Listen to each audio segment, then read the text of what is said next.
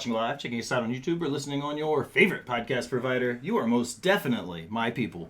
Welcome to another episode of Botched, Bots, and Chair Shots. I'm your host, a chef by trade and a work by choice. I am the Will Gray, and joining me tonight for the first time, he is one of the boys from Off the Top Media, Cam's Wrestling Corner. He is TikTok creator extraordinaire, Cam G. Cam, thanks for coming on and chatting about some wrestling, brother. How are you?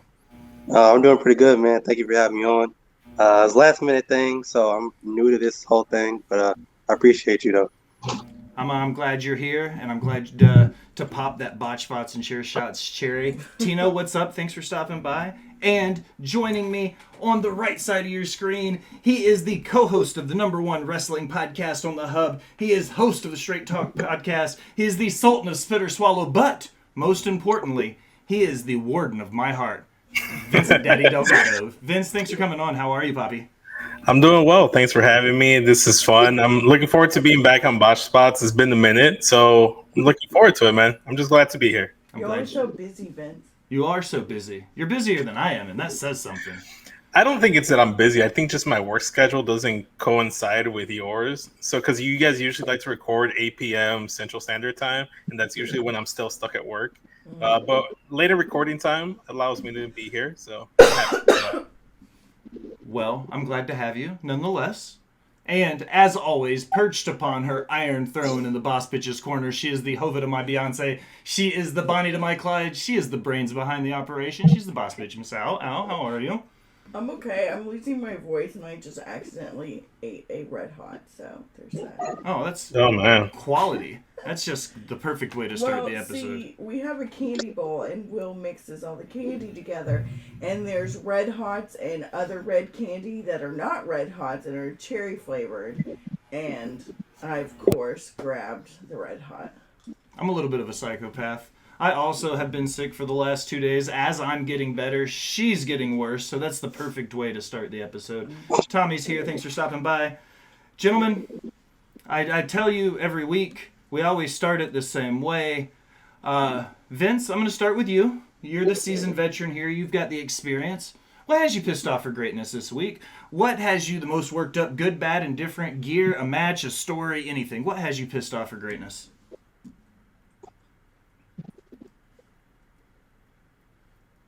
You're muted, Vince. There you go. Sorry about that. No, you're good. I muted myself to cough, so I wouldn't disrupt anyone. But I think the thing that has me pissed off for greatness the most this whole weekend is Matt Jackson and him ruining a perfectly good pair of Jordan 1s across the Spider-Verse, the next chapter. Those were hard to come by. Like they're not as good as the first Spider-Man Spider-Verse Jordan 1 collab, but still you wear those shoes and you explode them and you ruin them, and then it gets kicked into the crowd. Matt Jackson, I'm tired of them. Like Anime DX really come out here with Jordan 1s. Think they belong in front of the sneaker culture. They're not sneakerheads. They're not sneaker fanatics. They're just doing it because it's the trendy thing. If people were out here wearing Yeezys and that was the hot thing, they'd be wrestling in Yeezys and not in Jordan 1s. It bugs me and grinds my gears when wrestlers that I know for a fact aren't sneakerheads are just wearing Jordan 1s just because it's the trendy thing to do. It's similar to like people wearing Pandas, like the Nike Dunk Pandas. It's annoying, especially when there's wrestlers out there like Kofi Kingston that are legit sneakerheads and were doing this before it blew up. So, Matt Jackson, Anime DX, I'm sick of them for ruining a perfectly good pair of Jordan 1s. First, broadcast, Katie, glad to have you. Second, Cam, I really hope you know something about sneakers because I have no fucking clue what Vince is talking about. Absolutely. Yeah, I'm a pretty big Adidas sneakerhead myself, so I've got Adidas shoe boxes stacked up in my room, so I'm a pretty big sneakerhead myself. My biggest thing was when I saw the Jacksons do the thumbtack spot in the cage match with the Lucha Brothers. That was the first time I was like, okay, they ruined like, what was it, a $2,000 pair of Nikes for that spot? Mm-hmm. And this is just them doing Young Bucks things. So, I mean, c'est la vie. I wear the same Chuck Taylors that I've been wearing since I was like 20, so it is what it is. They strike me as Chuck Taylor guys, and it's fine to be Chuck Taylor guys. It's just it grinds my gears. Honestly, I sound like Peter Griffin now. When you start wearing the sneakers and you know you're not a sneakerhead, and you ruin them. It's so I'll show you a picture of them. They posted it on their Instagram, by the way. Matt Jackson did how ruined they are after the spot. Just ruined shoes is ruined. It's just it's almost like it's rubbing it in like people's faces. Look, I can afford to blow up a pair of super expensive sneakers. Like, haha, like I don't care. I'll just buy another. Like, fuck you. And I think that's the point. Like, they're obviously not sneakerheads, but they're doing it to rub it in the faces of sneakerheads, and then they find new ways to ruin these shoes because they know people like you are gonna get upset. So it's just the heel things they like doing, you know, whether they're babyface or heel. So, because here's my big question here is like they're supposed to be baby faces though. So like I get exactly. it, they're heel, but they're baby faces. Why are you trying to like rub it in the face of fans? Like you should be trying to get in their good graces, especially with the Blackpool Combat Club. They're definitely the baby faces they're supposed to be at least. Yeah, it just gets people talking, and it gets under the skin of pro wrestling Twitter as well. So, like I said, they just know they're gonna get them talking, so they find new ways to just get under people's skin. Cam, you're up. What has you pissed off for greatness? So for me, I would say it would be. So I'm a pretty big Noam Dar fan, and I think he had a fantastic match this weekend against Dragon Lee. And I think it was ruined by this random interference with Jakar Jackson and Lash Legend. I just don't think it was needed. Noam Dar, I don't think needs interference like that. I think he's good enough on his own. So to me, it kind of just diminished the supernova and his whole just aura around who he is as a wrestler. So yeah, that just was like, I don't understand why that was needed. Sometimes with these NXT events, it's just kind of like, I don't really get I don't even know how do you explain it? Like the goal, I guess, that Shawn Michaels is really going for with some of these bookings that he does. If I feel like you see more interferences with these events now than you did with like Black and Gold events. Yeah. I just wish they would produce at least one NXT event where we just get just a straight, just normal card, and we don't have an interference every single event because it just kind of gets old after a while. So that's what's got me checked out this week. I'm with you there, Cam, because honestly, if you go back to the Black and Gold, yeah, there was some interference, but it was like motivational one. Like let's say Raquel helping Dakota win, then her becoming Dakota's bodyguard and creating this formation of a union between them eventually, or like Adam Cole in the Undisputed Era, that just makes sense because they were a group that was kind of like the shtick. But because it wasn't happening in every single match, it wasn't like a big issue because you knew that it was going to happen in the Undisputed Era match. And it's similar to with the Bloodline. You come to expect it because it's part of like the faction traits. But if you're doing it in every single match for like other than just like to mess with another wrestler, like it does become a little tedious. So I'm with you there. Al, you got anything for me this week? I've got like a kind of like a 2-in-1 situation. Those are my favorite. Anytime anything is 2-in-1, it's going to be a good time. Oh, Lord. So my first part A is I appreciate that they had 3 women's matches like on this Saudi card. But I don't like, why make Natty and Rhea travel all the way to Saudi Arabia to have a freaking squash match? Like, that could have been done on Raw. Like, that was super unnecessary. Like, I know everyone hates on Natty. I don't like super hate her. But like, I just think that, I don't know, it. You know, there's a famous Dave Chappelle quote out there, and I'm gonna quote him right now, and to express why it was done. Cause fuck them. That's why. That's literally the whole reason. That's the whole reason why they did it. Cause like fuck them. That's why. Let's just give him a squash match, and like it was like Natty got no offense, But I will say I was happy to see that Natty was not treated as an equal to Rhea, because Rhea should be on a different tier than Natty. It'd be like Dolph Ziggler going in there and giving Roman Reigns some an even match. He should get maybe 1 or 2 licks in tops, but that's it. Yeah. Rhea should be on that level. I'm also pissed off that now, instead of, again, having Bianca and Rhea just do, like, the weird belt exchange that they did last year, when the women's champion, when Becky and Charlotte swapped belts, they had Bianca lose, but Rhea kept her, so now both women's titles are on Raw. Makes zero fucking sense. No, Zero. Asuka's on SmackDown. No, she's not. She got drafted to SmackDown. Oh, so we still have the Raw Women's Champ. The nonsense. Yeah, we still have nonsense. So it still doesn't make any sense. It still makes no sense. Well, I said it earlier. Cam and I were live on TikTok, and we were hanging out. And when Raw first started, the first thing that I said was, brand splits aren't real and they don't fucking matter. Because the first thing that happened was AJ came out of nowhere. So, yeah, brand splits aren't real. Drafts don't matter. I think it was to show Rhea's dominance, and they always have to show that Natty was in the first women's match in Saudi. I was going to say booking a heart's never a bad idea in any capacity, so having a heart on your card's going to put butts in seats. But at a bot show, all the butts are paid to be there anyways, so It doesn't matter. They could have given them a longer match. I don't disagree with that. So. Well, I don't really have anything that pissed me off this week. Normal shenanigans. I don't think that...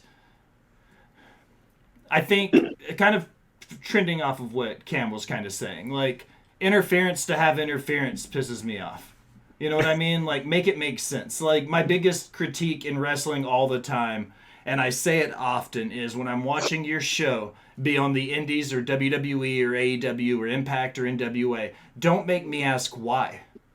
If I'm watching a wrestling show and I have to ask, why did that happen? Then I'm going to start losing interest. And I feel like there were some points this week where there were some unnecessary run-ins and I was just left going, why? Why is this happening? This didn't need to happen to help the story. This is just shenanigans for shenanigans' sake. So I'm not here for that. So that's pretty much what has me. So I'll just piggyback off of what Cam was saying. Okay. Does that mean I'm next, or are we done? We're done with that. We're gonna have more pissed off. Do you have other pissed off? Do you have another pissed off for greatness? Oh, I have a few more, actually. Let's go. Fucking bring it. Because you were just talking about it just now. AJ Styles, stay the fuck on your brand, bro. What the fuck you just showed up for?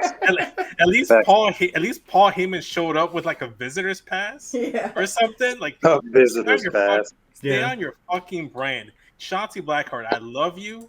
Stay on your fucking brand. Damage Control, stay on your fucking brand. Like literally everyone stay on your goddamn brands. I definitely could piggyback off that too, because we're a few weeks into the new brands, and already we have people from SmackDown coming to Raw. Backlash. So what? 2 weeks? Yeah. Like, 2-3 weeks. So they're already not honoring the brand split. I don't know if anyone else has anymore. I can just rattle them all off if you want. Yeah. No, absolutely. Another one minor one going over to AEW. Arn Anderson not being fired for biting Luchasaurus, and I thought we established that if you bite someone in AEW, you get fired. So, like, why isn't Arn Anderson's job on the line? You know, I said the same thing about Shayna when she bit Becky Lynch. So if that's the president, then Shayna Baszler should be out of a job, because way back when she actually drew blood. And speaking of drawing blood, Becky Lynch rubbing her nosebleed all over her face to establish her battle wounds, and then she highlighted them. And it just seemed kind of cheesy and corny to me. Like, I'm already hating on Becky as is, but it's like it was a bloody nose. You rubbed it all over your face to make it seem like you got busted open.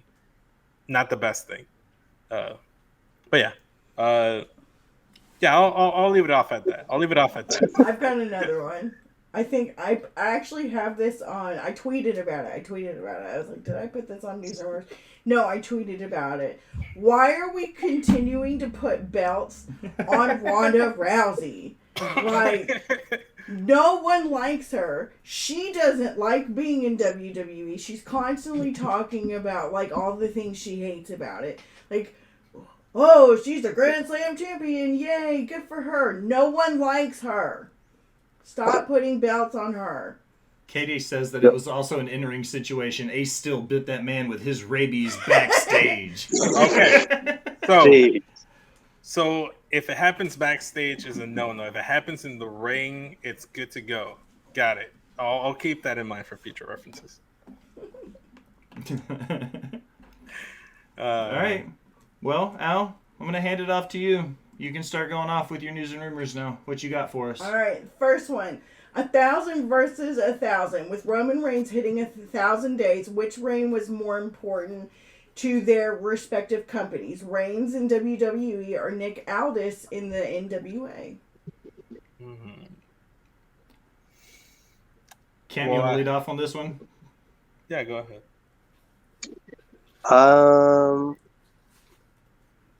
I mean, seeing as I don't really watch much outside of AEW, WWE, I'd probably just say Roman Reigns, just because, I mean,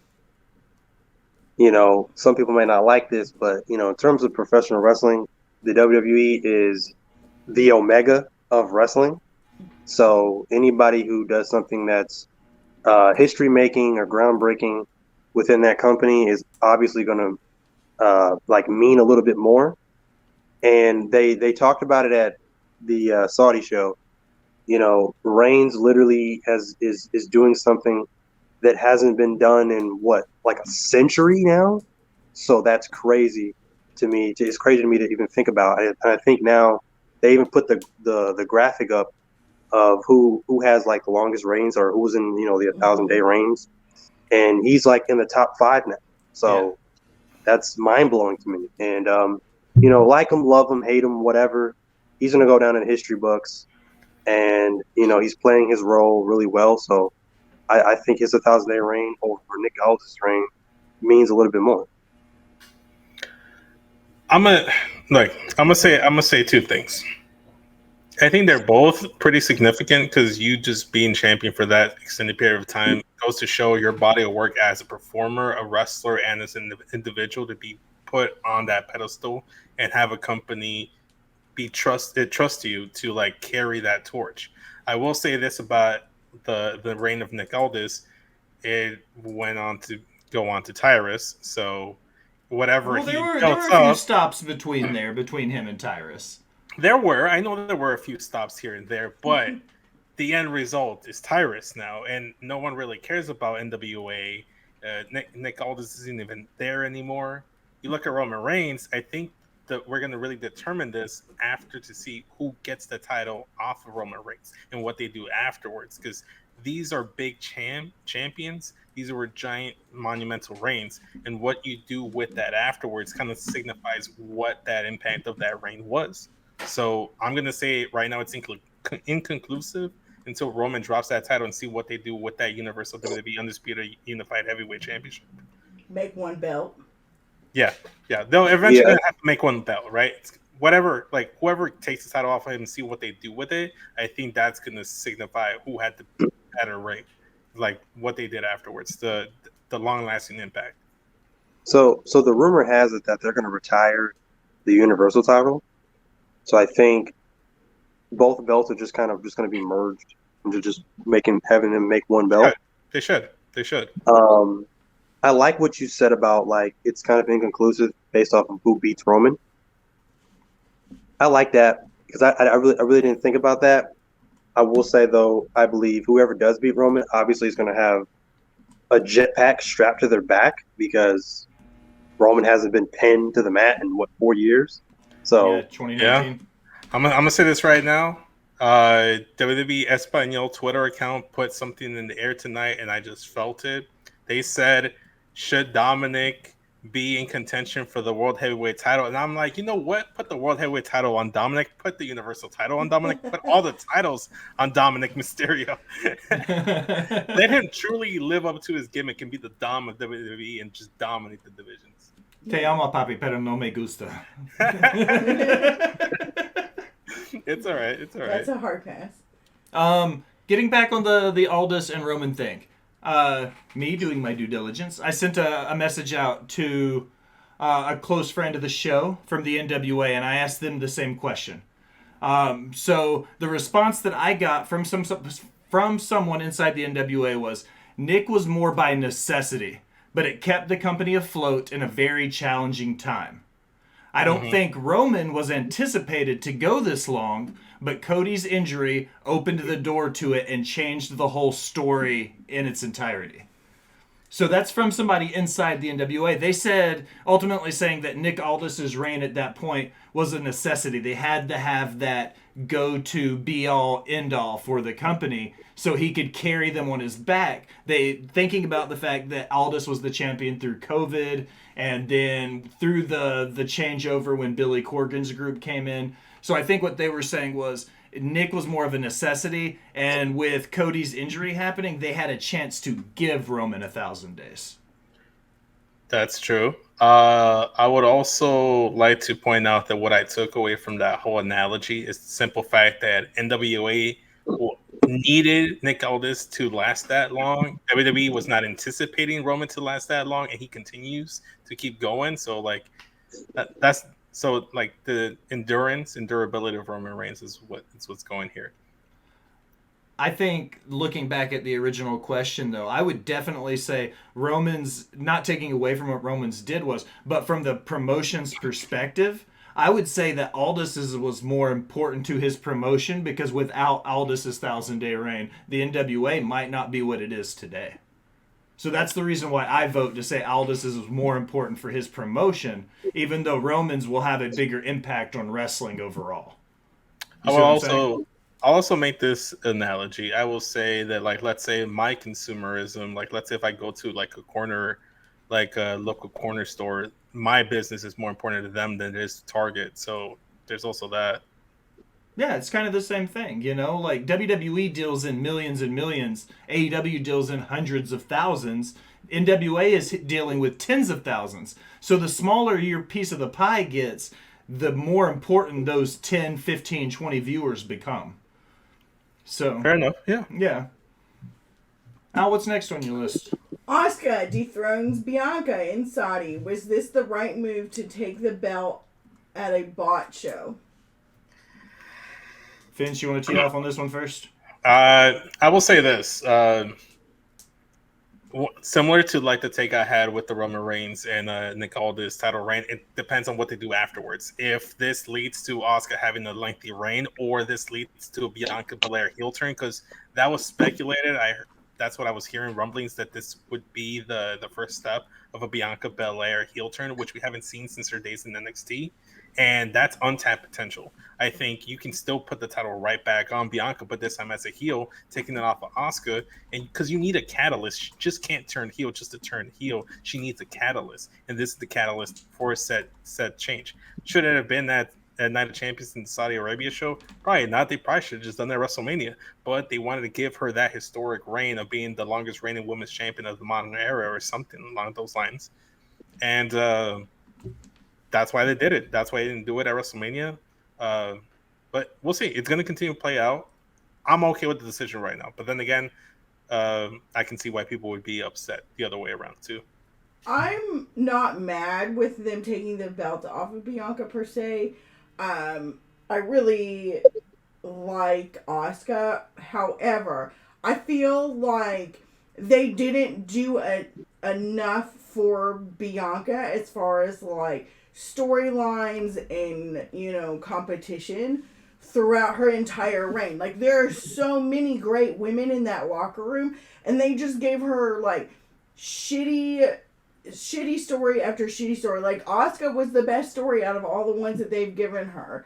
Like, because, you know, Sasha and Naomi left, you know, that kind of squashed a lot of, I'm sure, like, plans that they had for Bianca and her title run. But, like, I don't know. I just felt like Bianca's title run was flat and she deserved better. And it wasn't flat because of her. It's flat because of shitty booking that they don't, you know, they use 1/10 of their women's roster and then bring in a bunch of, you know, they bring in Lita and Trish when we don't need Lita and Trish, and take storylines away from, women that could have done really great runs with Bianca. Like, I mentioned Piper Niven all the time. Like, they did, when she was still Dewdrop, they did a little bit with her and Bianca, and that would have been a great story. Like, seeing Bianca, as strong as she is, go after another strong woman like Bianca was amazing.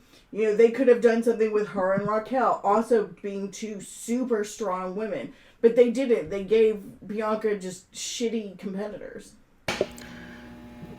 I'll just rebuttal with this. Trish Stratus, if you're listening to the stream, thank you for everything that you've done for pro wrestling and all your contributions. I mean, I'm not saying that Trish and Lita haven't done great things, but there are other women in that locker room that deserve pushes instead of these two women that are only there part-time. Like, it's not fair to these women who are busting their asses day in and day out and are getting shit on. You sound like RN. Well, That's who you sound like. You sound like RN. Shout out to the Rewind, because he's always bitching about the legends coming back and taking TV time from people. Yeah, I agree with that sentiment, but with Lita, she wasn't doing much, and Trish before that, she wasn't doing much aside from being Becky's lackeys. Right now, at least Trish is doing some good heel work, and she's now highlighting Zoe Stark. She's going to put him under a win. That Love could Zoe lead to Stark. something good. Love me some Zoe. She's getting that Trish rub. I wish I got that Trish rub too, but I don't know. I want a Trish rub. I don't know. I feel like they do a lot of women in that locker room dirty. Cam, you got any opinions on it? So, the only way I can talk about this is if I dissect this piece by piece. So, I'm going all the way back to not last year's SummerSlam, but the SummerSlam before that, I believe, when they had Bianca versus Becky Lynch. Well, I'm sorry, Bianca versus Carmella, and then Becky Lynch returned. Squashed her in like 20-some-odd seconds, right? Oh, yeah. I remember when that happened. That was the beginning of the downfall for Bianca, because they ruined Bianca after that, and she has not recovered since. They had it perfectly when they had the first main event by two black females, Sasha Banks versus Bianca Belair. Sasha put her over beautifully, and they ruined that by the time SummerSlam came around. And Bianca has not recovered. And I don't want to hear, oh yeah, well she got the title back, and it wasn't the same. It was not the same at all. She was never the same. So I love Bianca. I love her in-ring work. Her character work may need a little bit of an edge or something. Heel turn, Cam. But maybe that's what she needs. But her in-ring work has been phenomenal. Her title reign, I think, has been great. I mean, hey, Becky got a long title reign. I didn't hear a lot of people complaining about that. Why not give Bianca a long title reign? Exactly. Why not? She was Becky 2 belts at one point. They pushed her to Mars and back again. Oh no, I was complaining for sure. I wasn't complaining for Bianca. She could have kept the title for another year. I would have been fine because she's that fucking fantastic. But it's because it's Asuka that I don't complain as much, because I feel like she deserves it as well, because she was like one of the unsung heroes during the pandemic era where no one was there live in attendance and there was nothing but monitors. So, like, I'm going to give it the benefit of the doubt. I was a little up in arms about Cody losing to Roman Reigns too, but it looks like they're building up some story as well. I'm not saying it's the right thing or I'm 100% satisfied, but you know what? It could lead to something good. But I want Bianca to turn heel. I want the Street Profits to turn heel. I think if they align with themselves together, that could be a nice little dynamic that we haven't seen before. Right. Yeah. But so yeah, they ruined her from then, and I feel like it's this kind of what I like to call whoopsie booking, and they try to go back and try to make up for the mistake they made originally. So I think Bianca did all that she could possibly do with the championship, because the gripe I guess I have about it is not because of her, but because of the way she's been booked. She's been booked like she's unstoppable, and that's not the way to book Bianca, in my opinion. So maybe a heel turn is the move. I'm not sure. Going into Asuka now Asuka, I believe, again, same thing. Coming from NXT, she was booked magnificently. And then she comes to the main roster, and she was booked great for a little while. Then WrestleMania a few years ago against Charlotte Flair, she loses her undefeated streak. Wasn't the same after that. After that, she had, a really bad string of losses, especially at Mania, at the show of shows they call it. So, and then she reinvented herself. She kind of reverted back to her New Japan gimmick, kinda. She's got the face paint on. She looks great. She wrestles a completely different style, a more aggressive, fast-paced style. She looks great. I have no quarrels or any problems with Asuka, but they're not treating her the way she should be treated. If you ask me, when she donned that face paint again, that full-fledged face paint at Royal Rumble, they should have had her go on an undefeated streak, running through that women's division. Mm-hmm. That's how she should have been booked. So would now, you have booked her with the Rumble instead of Rhea? wait, say that again. Would you have booked Asuka to win the Rumble instead of Rhea when she came out with the face paint? I don't know. Maybe so. Maybe so. Yeah. I was getting to that too, because in that Mania, like I said, they screwed her over with the Bianca thing, because they had, Bianca come out and she did kind of like the Make-A-Wish thing, and it was just like, okay, Asuka's not winning this. That's clear to me now. So, yeah. John Cena came out with the Make-A-Wish and he got beat by Austin Theory. Yeah, that is true.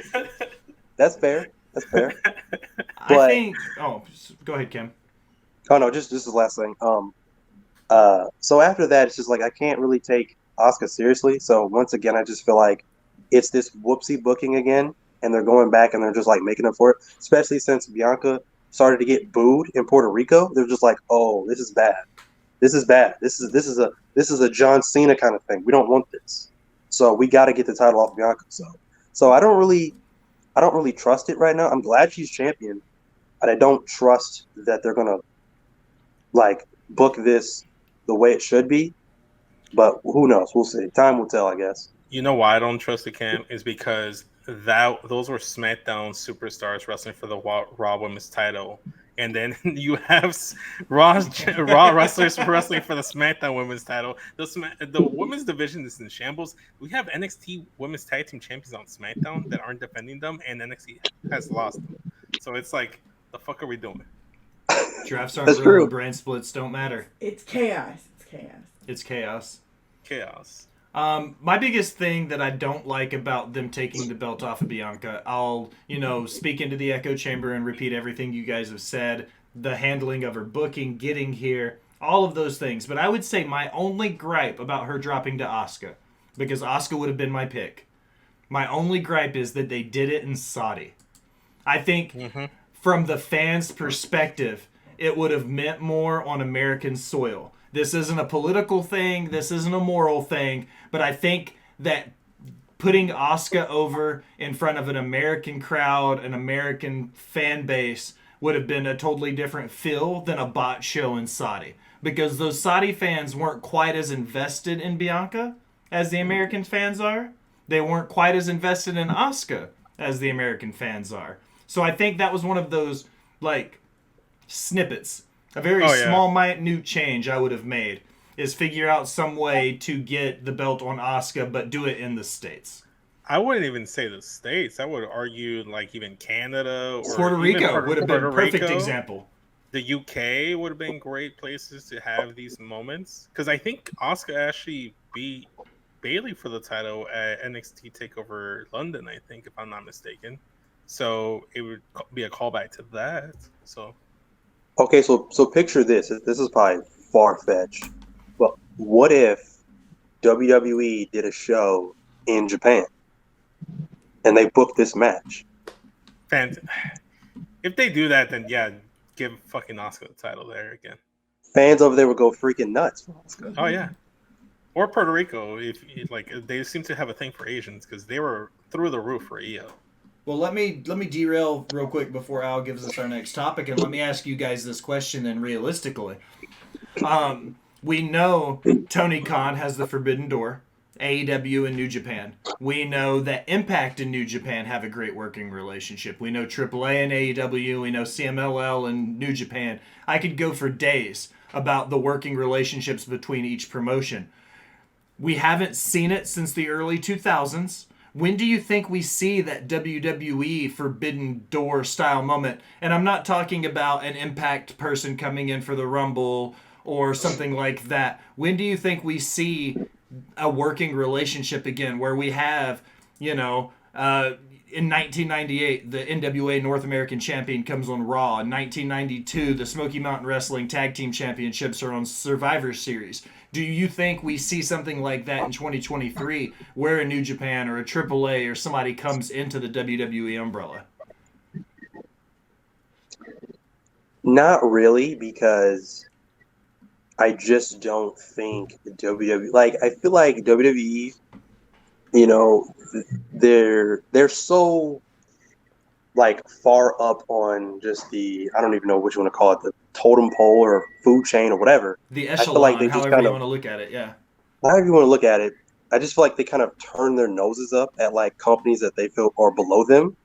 So unless WWE is really getting something out of working with some of these other companies, I don't see it happening.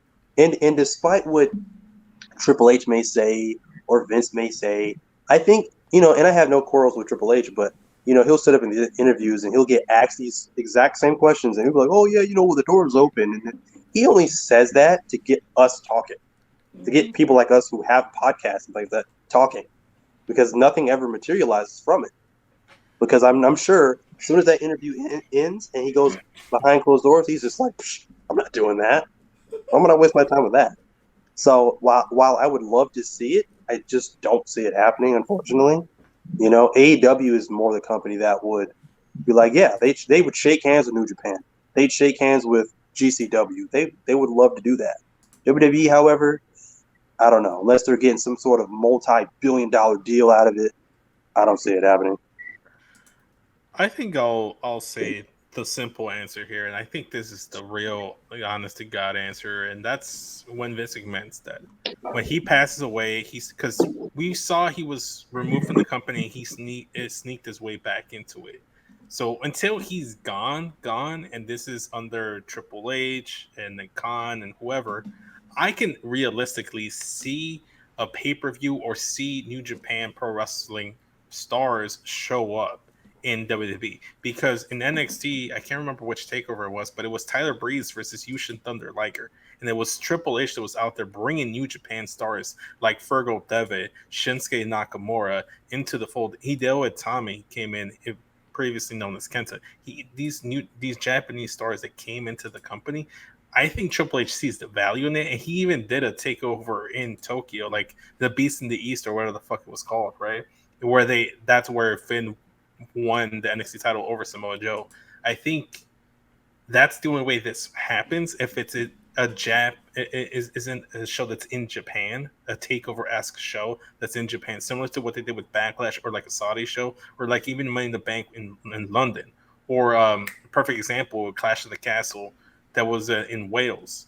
I think that's where you see this collaboration happen, because then you don't run the risk of the crowd not knowing who these people are. And I think that's the big issue here from the WWE aspect of things, is you're not really sure if your audience will know who these people are. Will they know who the Great Okan is? Will they know who Kazuchika Okada is? Will they know who Kota Ibushi is? Do they? Obviously, they might know because of AJ and Finn, but do they know the Bullet Club? Do they know Chaos? That's the thing. It has to be a Japanese show. It has to be after Vince McMahon is long gone. And I think that's when we'll see more experimentation in the WWE side of things. It made my heart happy that you called him Fergal Devitt. That's his government name. Yeah, I was about to say he threw his government name out there. I recently said on Twitter that I hope he starts riding Damian Priest's shoulders like he used to do Bad Luck Fale. Oh, yes. I would. That's all I wanted. That's why I was hoping that when Finn had his own club, it would be the Authors of Pain, because they're similar to Fale, and they could just carry him. They could just take turns carrying him. All right, Al, you can have the show back. What's next on your list? Jimmy Uso bets on himself and the implosion begins. Was that super kick Was that the super kick that ended the dynasty? What do y'all think is next for the bloodline? Oof. It's gonna continue this downward spiral.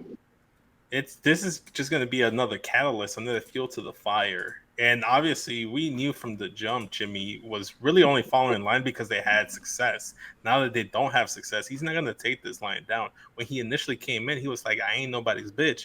But then Jay's like, "Hey man, fall in line, man. We're gonna be champions." And they became champions. Then they became the undisputed champions, unified champions. Then they became the longest reigning champions. And then it became a thing. And then Jimmy's like, "Okay, cool. Like we're all vibing, we're all getting along, cool." But the minute that he started getting some blame thrown his way, I was like, "Look, man, I'm just doing the same shit we've been doing.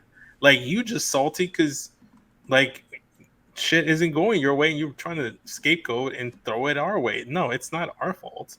And Jimmy's honestly, this is exactly what everyone's been wanting from Jay, but we're getting it from Jimmy. I'm glad because Jay got his moment in the sun to be highlighted as main event Jey Uso versus Roman Reigns. That's how this whole bloodline, the head of the table storyline came about. I can't wait to see this. I hope we actually get Jimmy versus Roman at Money in the Bank or whatever this is the next pay-per-view. Let that be the title match. Man, I can honestly call this basically what we're seeing right now, basically the bloodline era. That's basically what we're living in right now. And I'm loving every single second of it from start to now. Do I think this is necessarily the end? No, I think it's going to break down slowly but surely. When Jimmy super kicked Roman, I'm like freaking out because I'm like, finally, this needed to happen. Because I knew it was going to happen. I expected it to be Jay as well, but just the fact that they're highlighting Jimmy, and giving him some shine too. I think eventually it's going to be Jay because Jay's probably going to listen to his brother, obviously, and we're going to get the Usos back to being baby faces again. I would assume. I would even say this too. I think to even throw another wrinkle into the bloodline storyline, I would say we need like another Sammy. We need somebody who's like an outsider who just like pledges his allegiance to Roman, just to throw another wrench in there, just to kind of, I don't know, just to stretch it, I guess, whatever. But isn't there like a fourth Uso brother somewhere out there? Jacob Fatu is in MLW right now. Yeah, he's out there. Yeah. So I would even like to see that, honestly. But no, it's amazing. And it's amazing to see that, even in a Saudi show, how over this whole storyline is. The crowd's going freaking insane. So I love it, honestly. But there's still some more story to tell. This is not necessarily the end. So it's just going to break down slowly but surely. Who knows? By the time WrestleMania 40 comes around, it could just be Roman and Paul Heyman. Everybody else could be gone by that time. Who knows? And I think that's how it should be, Cam, because the reason he retained was because of the bloodline. Yep. Now, if we get to WrestleMania and it's just Paul Heyman, he doesn't have that extra chink in his armor. It's. I don't know. I think that's how it happens. See what I want to see, and I kind of wanted to see this a while ago, because I honestly didn't know if anybody could have told me when Roman first won the championship that we'd be 1,000 days in, I would have probably laughed at them. So I didn't know it was going to go this long.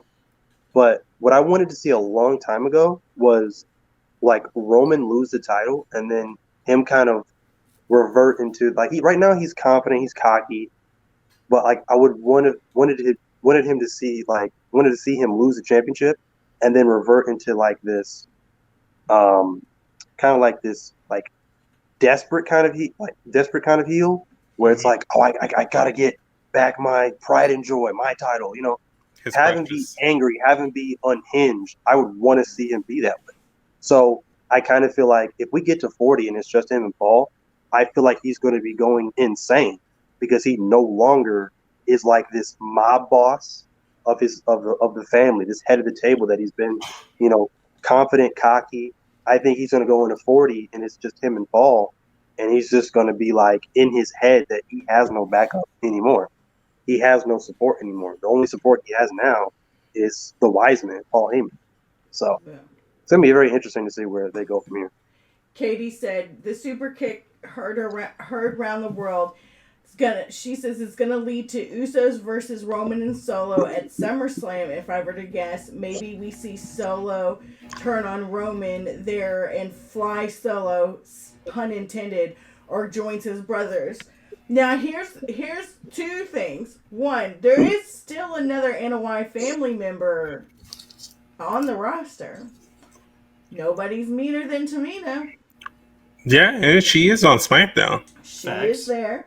But I've been saying this from the beginning that, like, I feel like with kind of how Paul is, like, on the side of Roman and things like that, and Paul's kind of, like, at the center of all these little things that just keep happening. Like, Paul's kind of poking it all. Like, what if Paul is the mastermind behind bringing down the bloodline? What if he sees it at the point and he's like, okay, we're starting, the whole fucking Sun Tzu art of war, victory goes to those who know how to yield. What if he sees that the bloodline is starting to sink, and rather than going down with his ship, he starts putting the pieces in line to where it looks like he was, the say-all-be-all the whole time. That's a very Paul Heyman sneaky snake thing to do, to come out on top to look like he was the mastermind behind everything. That's very possible. I like that. Hopefully not for Brock, but for somebody else. But Yeah, I would definitely want to see somebody new. Yeah. Well, they've talked. There has been rumblings about him joining with Austin Theory and different things like that. Like, he's made comments about how he would love to, be with Austin Theory for a little bit. So it's interesting. Who knows? I'm interested. Like, this has now given this storyline some new blood. Katie says for Damien, perhaps. Also not a bad option. No, but I mean, this was starting to get really stale, so I'm glad to see, like, them finally breaking off the Usos from this. So I'm excited about the implosion story now. But I really, like Cam said, I want to see Roman lose his damn mind. I like 100%. the fallen mob boss mentality. I liked that touch, to kind of see that downward spiral of him slowly. Right. He goes from it just being him and Paul to him and the Usos to Sammy to Solo showing up to everything building. And as we get up here, as we slowly decline the other way, all the pieces start dropping back off till it's just him and Paul again. And now the bloodline is just a shell of itself. It doesn't matter anymore. It's irrelevant. Even go as far as putting Roman in the locker room with the rest of the guys. You know what I mean? Even show the fall from grace.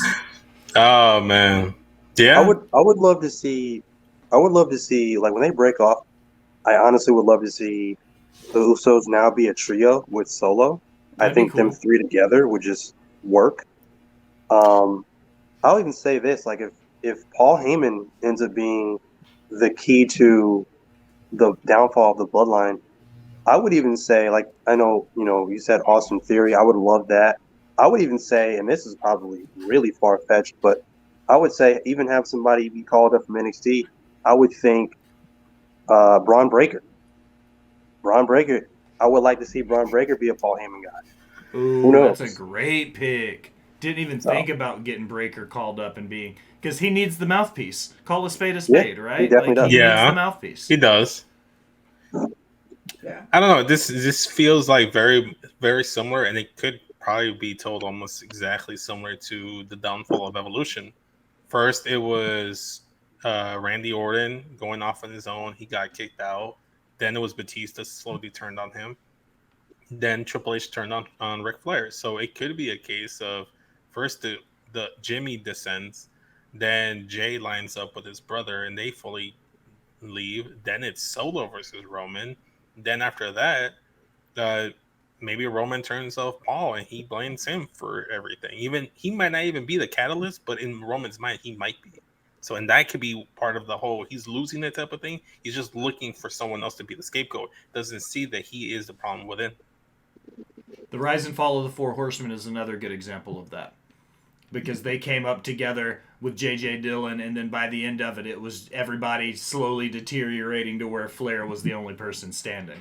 So I don't think I was conceived yet. I think I was still a sperm cell in my dad's ball sack. So I know I'm probably don't older remember. than you, Vince, but you don't have to put me on fucking blast like that. I'm just saying.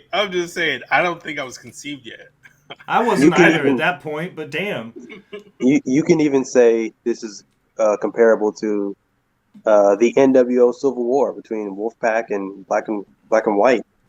You That's a know, perfect Yeah. example too. Once the two Yeah. brands split up, like you Sting choosing Wolfpack over Black area, the NWO Hollywood look, like yeah, it's a perfect example. We've seen it throughout wrestling history where we've seen these factions rise to the top, run this show, and then they slowly start dropping the pieces off. So if you took everything that all four of us have put together, we pretty much just booked the rest of the bloodline for Triple H. Just put it on. Just hand me the fucking pencil, Paul. Just hand me Yeah. the fucking pencil. pretty much. Give me the book. Give us the book. Al, what's next? Well, there was a crap ton of wrestling this weekend between WWE and NXT and AEW. Out of everything that y'all saw this weekend, what was your favorite match and what was your least favorite match? Ooh, that's a good question. Start with Cam.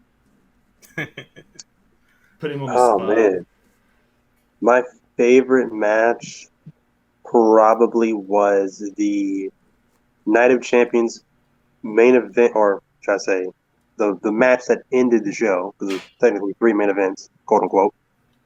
But the match that ended the night for Night of Champions, the tag team match, the tag team title match, I loved everything about it because the element that you have someone like Roman Reigns, who is the guy right now, and he's being put in a tag team match. Like, I don't think we've seen him in a tag team match since what? His Shield days, probably. Yeah. In And a minute, yeah. you look at Roman then and look at Roman now, and it's like he's like a completely different person. Like it's not even remotely the same. So I just love how he's transformed since then, and his interactions with the crowd and it just everything, like it was just magic. And then of course, like I said, you had the Usos get involved, and of course, like we just talked about with Jimmy super kicking Roman not once but twice. It was just great. Everything about it was just perfect. It's storytelling at its finest. So that match was just perfect, and I love it. And I love that it was a tag team match too, because they don't really highlight a lot of tag team matches or anything like that. They're kind of getting back to it, but there was a time period in WWE where they really did not care about tag team wrestling at all. So I loved how it was a tag team match, and it highlighted once again a tag team match. And Sammy and KO, we can't forget about them. They're killing it right now in the spot they've been put in. So great match. My least favorite match probably was Rhea and Natalia. It just didn't need to happen at all. Oh man. I don't like how, arguably right now, out of Rhea's reign, the best match she's had thus far was against Charlotte when she won the title. Mm-hmm. Since then, it's just kind of like, I don't know. It's almost They it's haven't almost like done anything. They put in a feud with insane. Selena, but that was in Puerto Rico, and I think that was only brought up Right. a little bit because of the crowd and that being the hometown Right. thing. She's only had 2 title defenses. Right. And it's just like, to me, it's like they're kind of giving her opponents that it's just like, come on, man. Like they put her against Selena, and it's just like, I don't expect Selena to beat her. Like, It's the same you know what I thing mean? they Like, did to Bianca, her whole title reign. that's fair. That's fair. I'll give it a benefit of the doubt right now because at least Selena Vega made sense. Natalia made no absolute sense unless they just wanted to give her like a dominant win. I will say this: I don't think there's no one on Rhea's level right now at the moment because she's out here like threatening grown ass men. She's out here talking about she's going to fight Kevin Owens, or no, not Kevin Owens, Seth Rollins and AJ Styles. She kept going back and forth with Solo Sikoa. I think Rhea's just more focused on beating up. And like men, women, it's a gender neutral feel free for all right now with Rhea. Take the Intercontinental title off of Gunther, and then let Rhea have a Jeff Jarrett China moment, and let Rhea Ripley have a short IC title reign. He could. He really could. She's No. qualified. She can work better than... She's one of the best Yes. workers on the roster, man or woman. We've seen it. She can have a good match with men. You're 100% right, but Gunther, I think, is at a level right now where like whoever beats them, it has to be someone that's going to continue doing that. And as much as it'd be cool to see Rhea be the IC champion, I don't think they're actually going to do anything of significance afterwards with that. So No. I would say like, unless Gunther's ready to move up to the main event and challenge for that world title, I don't think you take that title off of Gunther. Plus, I kind of want him to break Honky Tonk's record. He'll break Honky Tonk's record before he drops it. But what I'm saying is, give it to somebody who can transition it to Rhea. Dominic Mysterio. Give it to Dominic Mysterio. And that's how you break up Judgment Day, is you give the belt to Dominic and then Rhea beats Dom for the IC title? Oh, no. They just he just kind of gives it to He just gives it to Rhea? Yeah, why not? Like Andre giving DiBiase the title after he beat Hogan? Remember when Sergeant Slaughter boy Triple H was Shawn Michaels for the European title? That's what you do. Dominic does like the whole like lay down and takes the L for Rhea. And that's how you do it. That's finger how you do poke of doom part two. See, finger. my issue is that, like I said, they have so much talent in the women's division, and they're just not using them. Mm-hmm. So it's like you can have better opponents for Rhea, but they're just not using them. Yeah. At all. So it's like you have Piper, you have Nikki Cross, you have Alexa, who they're not fucking using at all right now. You have Bailey, who they're bullshitting around and making her loser Bailey. You know, you've got, Shotzi, you've got Raquel, all these ladies that they're shoving. They're either not showing them on TV or they're putting them in stupid ass tag teams that don't make sense. facts. Like, So I don't know. Going forward, hopefully they give Rhea something better, because right now it's like it's looking a little weak. yeah, I mean they'll just wait till Charlotte comes back. Let Charlotte come back, swoop back in, take the belt from her, blah blah blah. And that's what scares me, because that's what it feels like. It feels like Rhea's a placeholder until Charlotte gets back. I don't think so, because Charlotte's on the opposite brand. Like I know we're talking about brand splits. Brand splits don't matter. But you Drafts saw aren't it real. tonight. Charlotte's not on SmackDown. Charlotte's on Raw. I'm gonna steal a page out of Matt's playbook, and that's the episode title. Did she get drafted to SmackDown for some reason? Yeah, she got drafted to SmackDown. I think if they do anything with Charlotte, it'd be with Bianca. Which is what it should be. Yeah, because that's the only horsewoman Bianca hasn't beat. So you get the trifecta. Vince, all I'm saying is you saw tonight. So don't bank on the brands saving you from that. Right. So. That's true. Vince, what was your favorite and least favorite? Okay, in terms of in-ring action, I think my favorite was probably the first match that I watched this whole weekend, which was AJ Styles versus Seth Rollins for the World Heavyweight title. You can't go wrong with AJ Styles and Seth Rollins in the ring. They put on a great match. They told the story as well of Seth Rollins taking risks. He injures his knee. That comes into a factor when he tries to go for the curb stomp initially. Then obviously adrenaline takes into effect, and he's able to capitalize on it. The second time, gets the victory there. The story throughout the match. I like that there's a story throughout the match. The main story was Seth Rollins knows AJ Styles. He studied AJ Styles from since before he was even an indie wrestler. As a child, he knew AJ Styles, and AJ alluded to that when he came out to Raw. Even though he wasn't supposed to, where he's like, it seemed like everything I was gonna go and throw at you, you had accounted for, or you knew I was gonna do it before I even did it.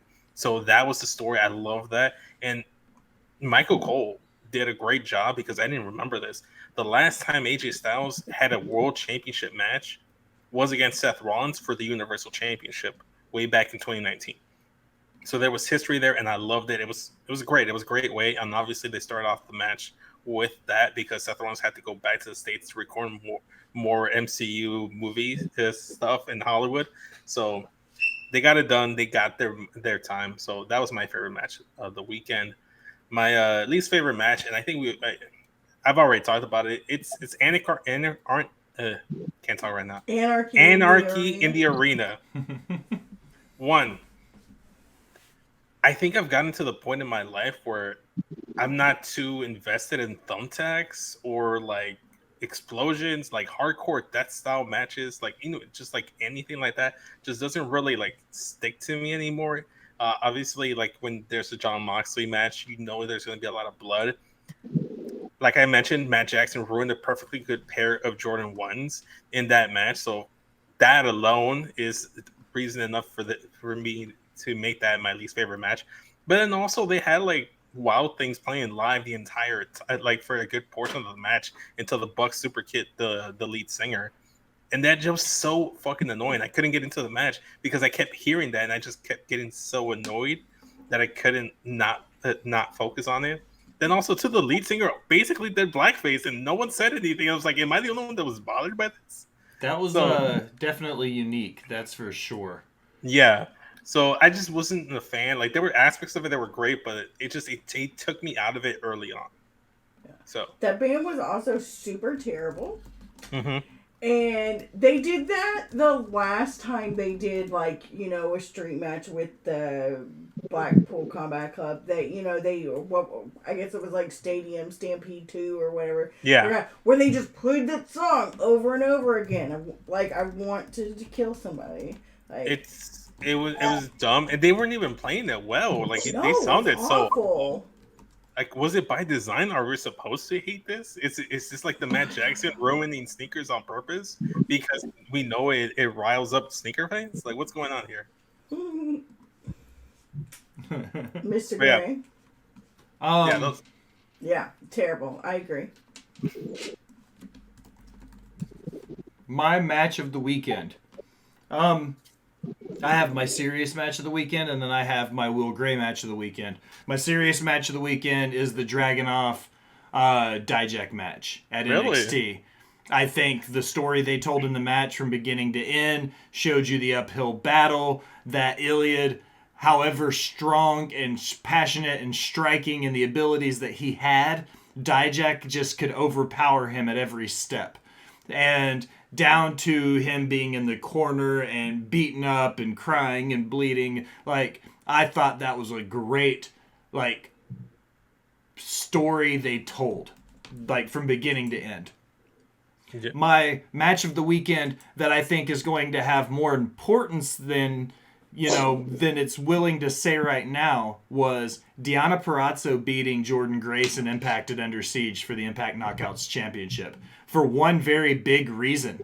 Jordan Grace is now a free agent. She is going to be one of the biggest free agents in women's wrestling right now because of how big she's been in Impact and the work she's done with New Japan and stuff like that. So that's a name you guys are going to want to look out for, especially in that Jacksonville AEW area. I think Jordan Grace is going to be an asset wherever she signs. So I think Jordan Grace's swan song in Impact is going to have the biggest impact from this past weekend. Pun intended. I can't see her going to AEW with how Tony Khan treated her husband. Ooh, I didn't even think about that. I didn't think about that either. Jonathan Gresham, look at you. Big brains on Al. Good call. She will go to WWE. If she doesn't re-sign with Impact or go to New Japan or something, she's going to go to WWE because I can't guarantee you she is not going to go to AEW with how poorly Tony Khan treated her husband. Do you guys think that he handled Jonathan Gresham poorly?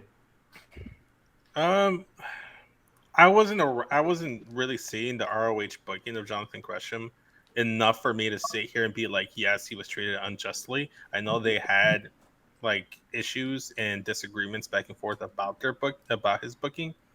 And obviously, you side with your partners. Whether they're right, wrong, or indifferent, it doesn't matter. You kind of just side with them, regardless of the fact.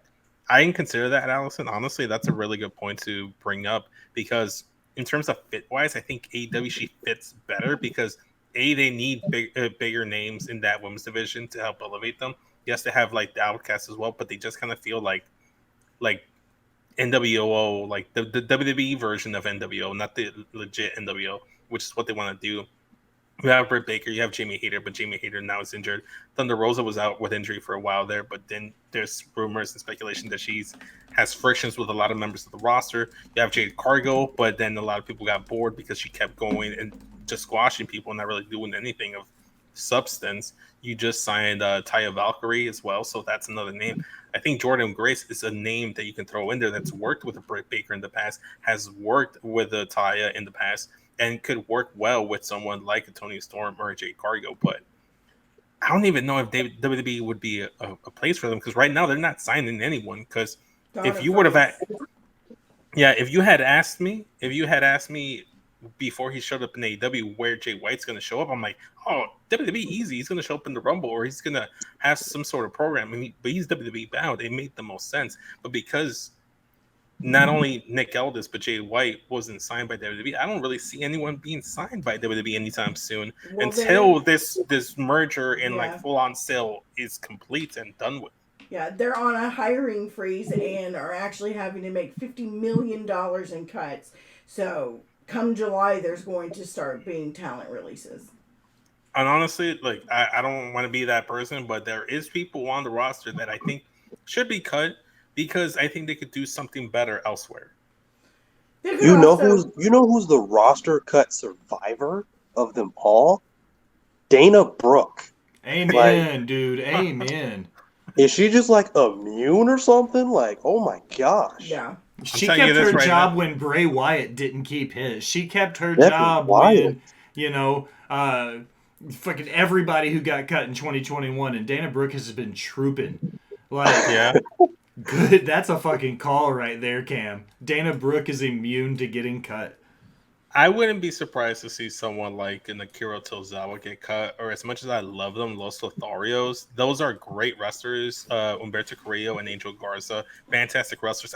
I've been a proponent of them to be joining the LWO for like a while now. They're both nephews of Hector Garza, who was an OG member of LWO, so it just makes sense. I don't know if they don't do it. They're just sitting in catering. They got drafted over to SmackDown. They didn't do anything with them after they did their whole Kiss Cam thing. Then you go over to Raw now. That's where they are currently, but you wouldn't know it. Other names. Look at the free agents like Cedric Alexander, Sheldon Benjamin. They could be people that get cut. Unfortunately. Agreed.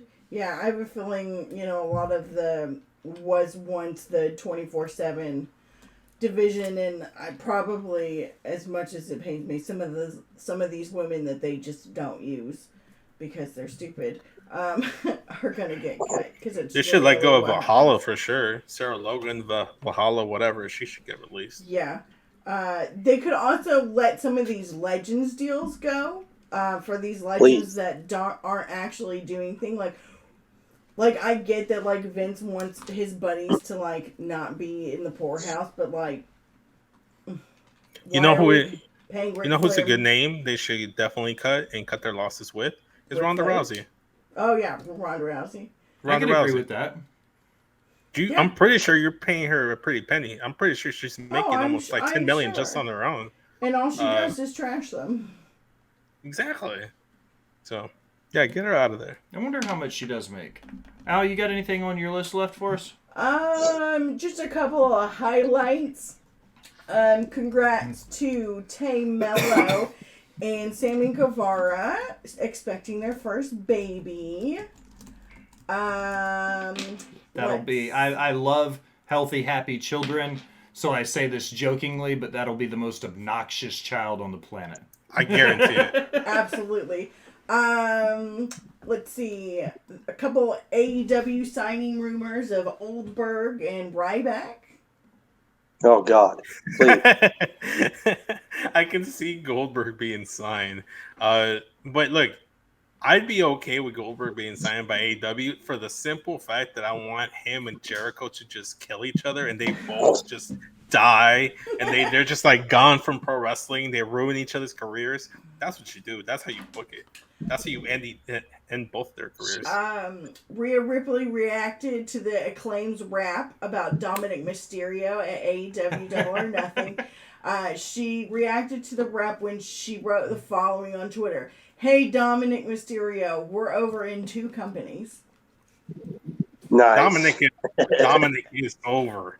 The minute he doesn't even say anything, he just puts the mic by his mouth, and the people are already booing him out the building. I love it. He's got that atomic, like, unnatural and it's not quite go home heat. Like, the fans still like him. They're just booing the shit out of him. Yeah. It's the fun thing to do. Yeah. Vince, Ronda Rousey is the second highest paid wrestler on WWE's female roster. She is behind Becky Lynch. She's the only person. She makes, including with bonuses and merch, she's estimated to make $2.1 million this year. Well, there you go. And you cut her, that's like 40 million to go. Yeah. Bye, Ronda. Bye, Ronda. Get rid of Logan Paul, too, while you're at it. You know he's He easily kind of got one foot out the door anyway, so bye, Logan. Yeah. Like what? And who else? The Chad, whatever his name is.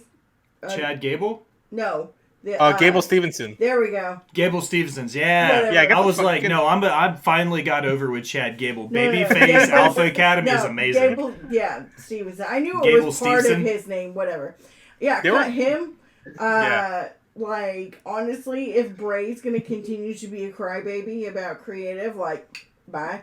Well, I will say this. I don't even know if it's him being a crybaby about creative. It might just be him, like, dealing with some, like, mental health stuff or, like, an actual Maybe. like, and injury. if that's the case, like, I hope...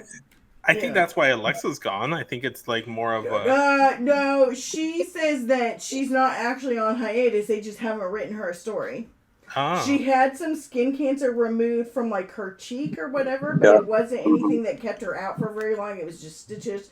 But she has been very vocal on Twitter about how they're not using her because they're choosing not to use her. Right.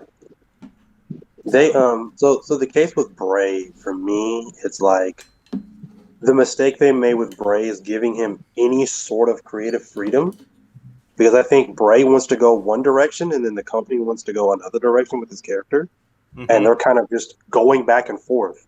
And Bray, I think, is just going, okay, screw it, I'm out. Yeah. So